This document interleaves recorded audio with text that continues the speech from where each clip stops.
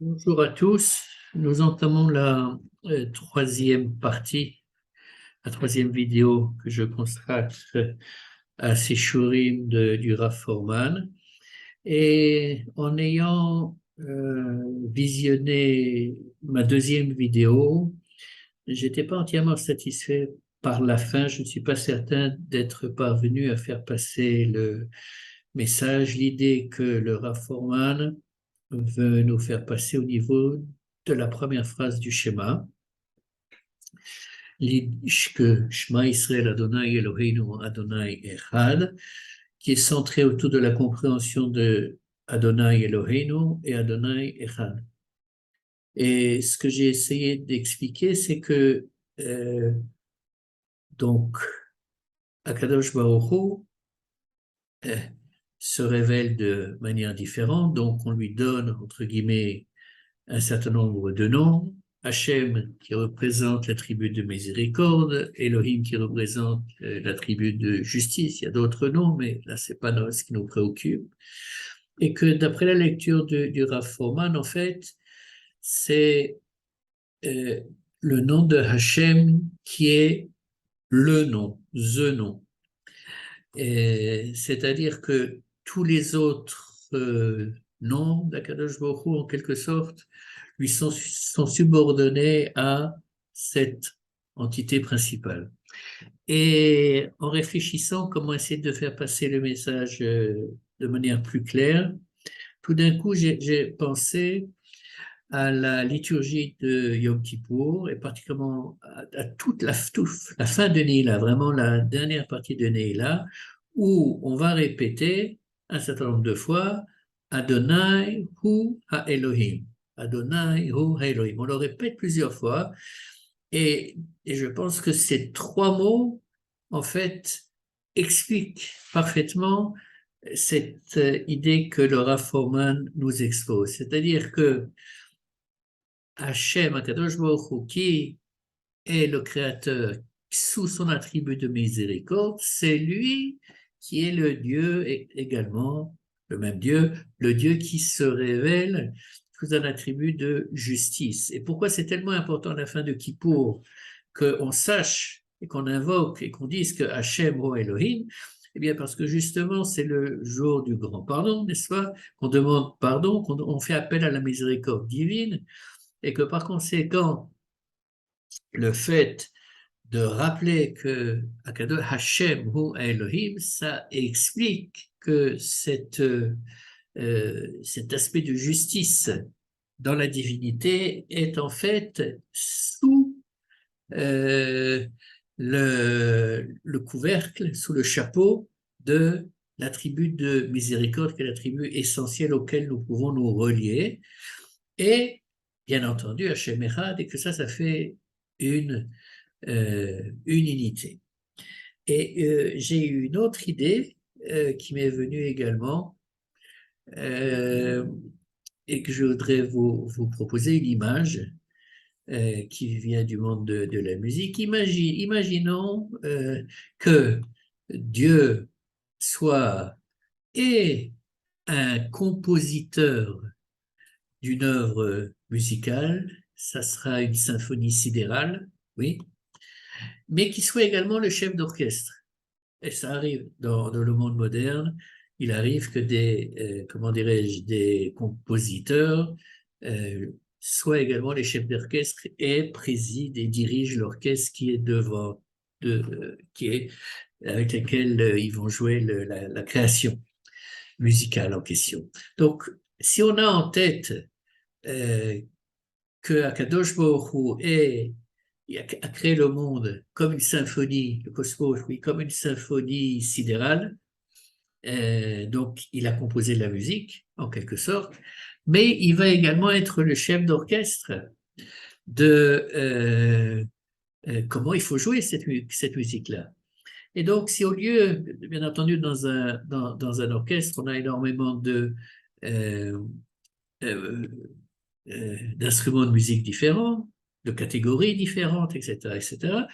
Et dans l'exemple, donc j'utilise cet exemple pour qu'on imagine qu'en fait, tous les attributs divins, oui, les sphérotes ou peu importe, sont en quelque sorte un instrument de musique, pour prendre l'exemple de l'orchestre, mais qu'ils sont soumis, entre guillemets, ils doivent obéir au chef d'orchestre.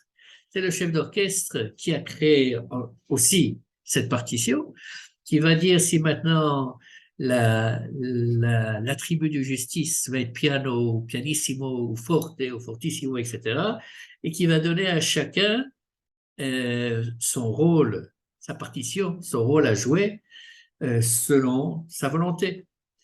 Mais tout ça, oui, c'est l'œuvre d'un seul et même créateur qui va être également celui qui va faire jouer les différents instruments, les différents attributs.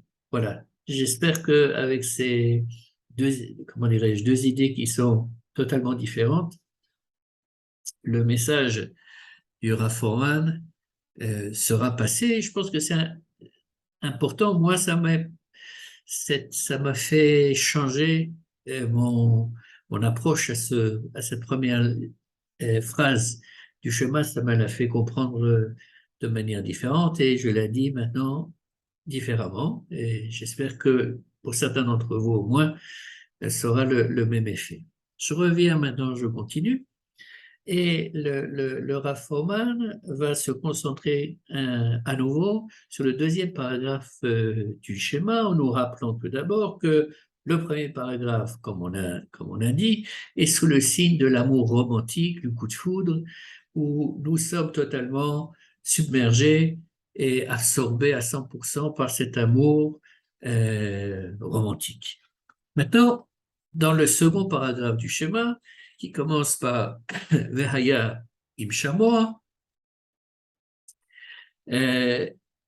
à ses yeux, c'est un, un deuxième type d'amour qui est structuré dans le paragraphe numéro 2 de la manière suivante. Il y a l'amour qui apparaît au début, Vehaya im Shamoa. Si tu écoutes les paroles divines, oui, écouter dans le sens d'obéir, alors tu auras de la pluie, tu auras donc de quoi manger. Mais, deuxième partie, Dieu a des attentes de notre part, oui, euh, et ce qui est traduit par des commandements. Ça, donc, c'est ce qui est tout ce développement qui apparaît dans le second paragraphe du schéma, qui se termine à nouveau sur une note d'amour, puisque les manières bouillimechem, de telle sorte que vous restiez sur cette terre jusqu'à jamais. Donc, comme on l'a déjà signalé, le Rav Foreman revient dessus, le chemin du chemin Israël est ça vient exprimer le fait d'entendre, d'écouter, d'intégrer, etc. Mais le Im Shamoa, le chemin du deuxième paragraphe, est sous le signe de l'obéissance. En d'autres termes, et c'est vrai aussi dans notre monde à nous, dans les relations par rapport à autrui, le fait pour un homme d'aimer sa femme ou pour une femme d'aimer son époux, ce ne sont pas uniquement des idées transcendantales, oui, mais ça doit se traduire dans la pratique, oui, parce que si nous aimons notre conjoint, notre conjointe, eh bien nous allons euh, faire en sorte que cet amour se traduise dans les faits, dans les actions. Et alors, le Rav Foreman cite un auteur américain qui s'appelle Gary Chapin, dont également j'avais jamais entendu parler, vu que la littérature américaine, c'est pas la littérature que je lis a priori, qui a écrit un livre qui s'appelle Les 5 langages de l'amour, et qui en fait traite du sujet comment est-ce que quelqu'un peut exprimer son amour pour quelqu'un d'autre. Et il propose, ce Gary Chapin, qui a en fait 5 catégories d'actes qui permettent d'exprimer l'amour qu'on a pour autrui. Le premier, des cadeaux, oui. Le deuxième, ce qu'il appelle des actes de service. Tout simplement, votre femme vous demande d'aller lui acheter quelque chose au supermarché, enfin des choses, des trucs relativement banals, oui, mais si on le fait, eh bien, c'est aussi une expression de cuisiner, peu importe, dans la vie pratique, de rendre un certain service à la personne qu'on aime. Troisièmement, par la parole, ce qu'il appelle words of affirmation, je t'aime, oui, de dire tout simplement à la personne qu'on aime, qu'on l'aime, oui. Quatrième point, c'est le toucher, l'embrassade, etc. Et dernier point, le fait de passer du temps ensemble, oui, voilà. Maintenant, ces 5 catégories, dit Laura Forman, on peut les synthétiser en 2 catégories principales, qu'il intitule de la manière suivante, le don et le partage. Maintenant, ce don et ce partage, quand on parle, comme Gary Chaplin, des relations entre humains, se passe dans le temps et dans l'espace. Oui, si je peux consacrer du temps à mon épouse, ou se consacrer du temps mutuellement, donner un cadeau, tout ça, ça se passe dans notre monde à nous. Mais avec Dieu, on a un problème majeur. Ni il est dans le temps, ni il est dans l'espace. Donc, comment peut-on nous manifester, si nous le souhaitons, comment pouvons manifester notre amour vis-à-vis de Dieu? Et le Rav Forman propose la, la solution, l'explication suivante, qui est que les mots que nous utilisons, les mots forment un langage qui peut être un langage d'amour et donc qui peut se situer en dehors du temps et de l'espace, en ce sens que les mots sont transcendants, oui, euh, ils sont un moyen d'exprimer ce que l'esprit oui, à ce qu'on réfléchit. Ça ne reste pas uniquement au niveau de la pensée, mais ça va à un moment donné s'exprimer par la parole et également ça peut s'exprimer par des sentiments. Donc, de cette manière-là, dit Laura Forman, l'esprit n'est pas fonction du temps et de l'espace. Notre corps l'est, bien évidemment, mais notre esprit ne l'est pas. Et je rajoute un exemple pour illustrer de manière, une petite manière pour le moment, cette idée, c'est si on pense à des philosophes comme Platon, Socrate, Descartes, Rousseau, etc., ils ont laissé des écrits, donc des mots. Ils sont morts il y a bien longtemps, mais l'étudiant en philosophie qui va étudier Platon ou Descartes ou Rousseau, etc., d'une certaine manière, il va devoir rentrer, si je puis me permettre, dans le mode de pensée, dans la philosophie de chacun de ces différents philosophes, et donc il va se connecter à eux, oui, même s'ils sont décédés depuis longtemps. Donc, les Havdil, comme on dit en hébreu, on ne va pas comparer des philosophes à Kadosh Baruch Hu, mais on est bien obligé, enfin je pense, de prendre des exemples de notre monde à nous pour essayer de comprendre le lien avec Hachem. Donc, le Rav dit, c'est quand on étudie les mots de Dieu, quand on étudie la Torah, c'est un moyen, la Torah, la tradition, bien évidemment, oui, c'est pas uniquement le Chumash, les commentaires, et Baruch Hashem, il y a un océan de traditions à étudier, eh bien, euh, tous ces mots créent un domaine qui qui est susceptible de nous permettre de nous connecter à Dieu. Bien entendu, de manière différente que la connexion que j'ai évoquée avec les philosophes. Pourquoi? Parce que comme c'est Kadosh Baruch Hu qui nous a donné cette Torah, eh bien, il nous donne en quelque sorte les moyens de pouvoir exprimer notre amour à son égard. Et parce que ces mots, comme le Rafforman va le développer, ces mots ne sont pas uniquement des mots, et ça va être, je pense, une grande différence avec les philosophes, mais ce sont des valeurs, et c'est quelque chose qui doit finalement venir se réaliser dans notre monde. Qu'est-ce qu'on peut donner à Dieu? Demande le Rafforman. Il n'a pas de besoin, n'est-ce pas? Il n'a pas besoin de nous, a priori. Mais en créant le monde, dans la tradition juive, oui, on pense que Akadosh Baruch Hu avait une vision, avait un plan. Oui, il attendait quelque chose de ce monde et de nous. Maintenant, comment, quelle est cette vision?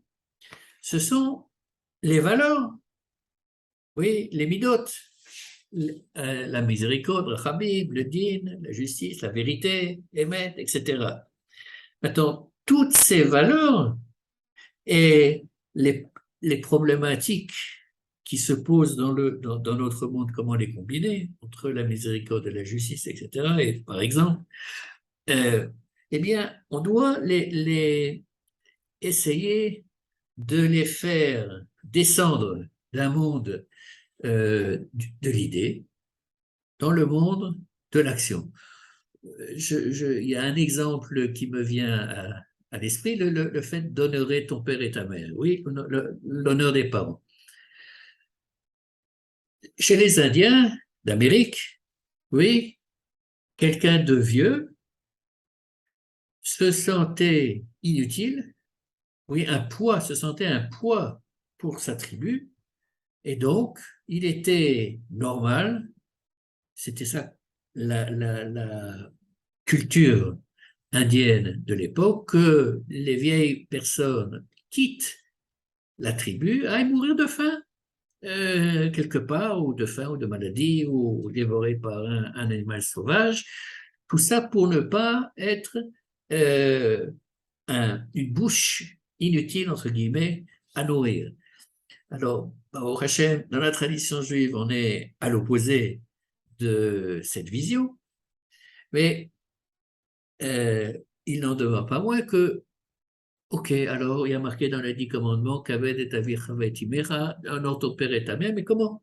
Qu'est-ce que je dois faire? Comment est-ce que dans la pratique, cela doit se manifester? Oui, donc je vais bien entendu pas développer ce sujet, mais c'est juste un exemple. Et en dehors de ça, il est clair que, pardon, au niveau des prophètes, un des leitmotivs qui revient de manière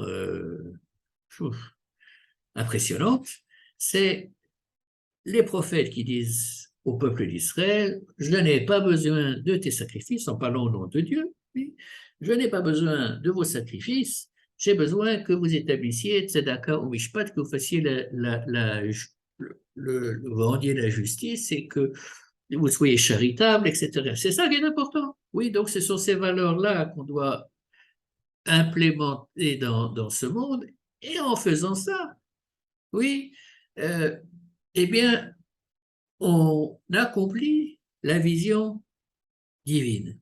Oui, et donc on remplit le rôle qu'Akadosh Baruch Hu nous donne sur cette terre. Et alors, le Rafforman continue en disant que ce qui est intéressant d'un point de vue de la pensée, c'est que les mots ne sont pas matériels. Oui, on parle avec la bouche et c'est de comment dirais-je, la vapeur qui sort, oui, mais c'est pas quelque chose qu'on peut attraper, on peut l'enregistrer comme on le fait en ce moment, mais c'est pas quelque chose qui est matériel. Euh, et, et donc, il revient sur quelque chose qu'on a dit précédemment, c'est que au Mont Sinaï, on n'a pas vu Dieu, puisque lo ira ni adam vachai, un homme ne peut pas voir Dieu et vivre. Par contre, on l'a entendu.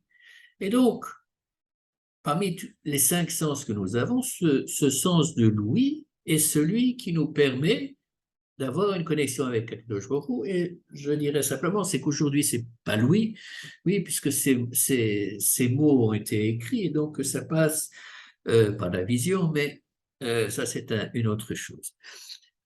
Donc, prochain point, le Rav Foreman revient à une des questions qu'il posait au tout début, et on avait vu 6 questions, c'est l'une d'entre elles, c'est pourquoi est-ce que le schéma est rentré dans notre livre de prière? Oui, pourquoi est-ce qu'il fait partie de ce qu'on dit le matin, le soir, etc. Alors, il dit la chose suivante. Comment définissons-nous normalement une prière? Eh bien, il y a plusieurs types de prières, mais en règle générale, ça peut inclure des louanges, des remerciements, des demandes, des excuses, et c'est quelque chose qu'on voit clairement, dit-il, dans le Ramida, et également dans ce qui précède le Barachou, dans ce qu'on appelle les psukei des Ibra, la première partie de la prière. Par contre, quand on lit le schéma, ces termes que je viens d'utiliser, de louange, remerciement, demande, excuse, n'apparaissent pas. Donc, en quelque sorte, je ne veux pas employer un terme, comment dirais-je, désagréable, mais on a l'impression que le schéma n'est pas à sa place dans un siddur. Et que les Chachamim, Hazo Shalom, ont simplement pris un certain nombre de passages, ils les ont mis ensemble, un certain nombre de passages de la Torah, ils les ont mis ensemble et bouf, ils ont décidé que ça devait être dans notre livre de prière, voilà. Donc, et nous, on est des bons juifs, donc on dit le chemin.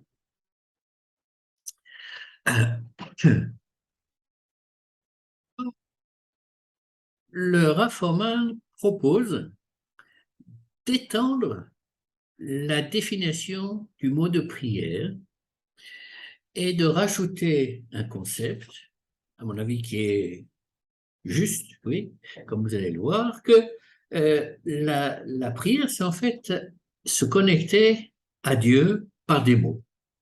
Oui, donc effectivement, il y a plusieurs types de mots, oui. Il y a ceux qu'on a cités précédemment, les louanges, les remerciements, ce qui va qualifier en fait de don. Vous vous rappelez quand il a parlé de Gary Chaplin, il a dit que le langage de l'amour entre humains rentrait entre 2 catégories d'après le Rav Foreman, c'est les dons et le partage. Oui. Donc, on peut avoir des mots de remerciement, des mots d'excuses, etc. Mais il y a un autre type de mots qui peut exister, c'est des mots de connexion, qui permettent une connexion avec Hachem. Et d'après le Rav Foreman, le schéma appartient à cette deuxième catégorie. C'est-à-dire la première catégorie, Hoda'a, c'est l'Amida, et deuxième catégorie, ces mots de connexion, c'est le schéma, qui vient d'abord par l'oreille. C'est parce que Dieu s'est révélé à nous par l'intermédiaire de mots, oui, que nous pouvons utiliser des mots pour nous connecter à lui. C'est comme ça que le définit le Rav Foreman. Il rajoute quelque chose de très beau, me semble-t-il, c'est-à-dire que on ne peut pas passer du temps, oui, avec Dieu, physiquement, bien évidemment, puisqu'il n'est pas dans notre monde, mais on peut passer du temps à étudier ses mots, à étudier sa vision, à étudier la Torah. Et par rapport à ça, le Rav Foreman fait la remarque suivante, et encore une fois, j'avais jamais, comment dirais-je, ça m'avait jamais frappé jusqu'à ce que je l'écoute. c'est que le matin, avant de commencer les psuké des Hébreux, on a un certain nombre de bénédictions à dire, mais, et parmi ces bénédictions, en tout cas dans mon sidour, ça apparaît avant le fait de mettre le talit et de mettre les tfilines. Il y a deux brachot, deux bénédictions qui sont consacrées à la Torah, à l'étude de la Torah.